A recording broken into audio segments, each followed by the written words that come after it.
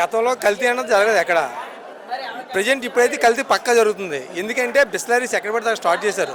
ఇండివిజువల్గా వాళ్ళ మనుషులు ఆల్రెడీ గతంలోనే వాళ్ళ వ్యాపారాల్లో ఉన్నారు వాళ్ళు.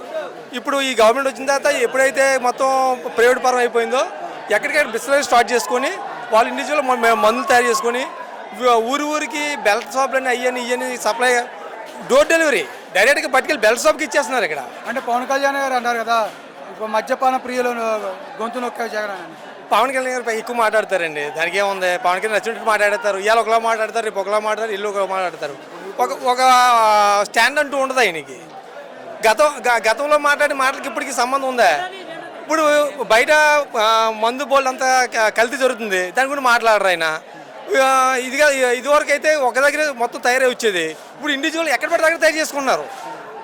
ఏరియాకి మా దగ్గరలోనే ఈ మందులు తయారు చేసేది ఉంది. వాటి పర్మిషన్ ఉందా? పర్మిషన్ ఎక్కడ ఉంటుందండి? మందుకి అంటే సపరేట్గా అది అంతా జరిగితే వాళ్ళ అండర్లో జరుగుతుంది కదా.